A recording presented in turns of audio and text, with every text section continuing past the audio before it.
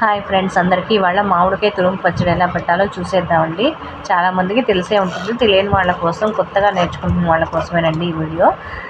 ఇది ఏం చేస్తారంటే 2 మామిడికాయలు తీసుకోండి, మీడియం సైజు మామిడికాయలు. నేను చిన్న కాయలు తీసుకున్నాను, మీరు ఈ టైప్ అయితే సరిపోతుంది. నేను ఊరినే మీకు చూపించడం కోసం ఊరినే 2 కాయల వరకే తీసుకున్నానండి. మామిడికాయలు ఎప్పుడైనా సరే పైన తొడిమి దగ్గర కోసేసి కొంచెంసేపు నీళ్ళలో ఉంచాలండి, లేదా అప్పుడు సొనంతా పోతుంది. సొనతో ఏ పచ్చడి పెట్టినా బాగుండదండి.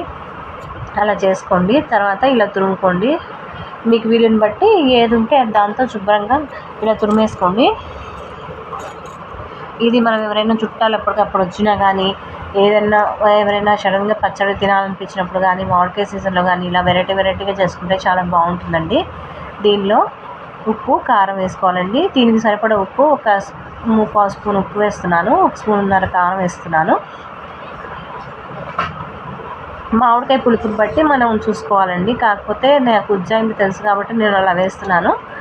మీరు కొలతలు చూసుకోండి, లేదంటే నన్ను అడగండి, నేను చెప్తాను. నా కామెంట్ బాక్స్లో చెప్తే నేను మీకు పక్కా కొలతలతో చెప్తాను. దీనిలో కొంచెం మెంతిపిండి సువాసన కోసం అండి. టేస్ట్ కూడా చాలా బాగుంటుంది మెంతిపిండి యాడ్ చేస్తే. శుభ్రంగా కలిపేసుకొని ఇలా తిరమూత వేసుకోవడమేనండి. ఈ తిరమూతలో ఇంగు కావాల్సిన వాళ్ళు ఇంగు వేసుకోవచ్చు, చిన్నులపాయలు కావాల్సిన వాళ్ళు చిన్నులపాయలు వేసుకోవచ్చండి. ఎవరి టేస్ట్ తగ్గట్టు వాళ్ళు యాడ్ చేసుకోండి, అంతే. ఇది అప్పటికప్పుడు వేసుకున్నా బాగానే ఉంటుంది. పొద్దున్న చేసినా సాయంత్రానికి బాగానే ఉంటుంది, 2 రోజులున్నా బాగానే ఉంటుందండి. ఎక్కువ కాలం మాత్రం నిల్వ ఉండదు, ఒక వారం రోజుల వరకు మాత్రమే ఉంటుంది.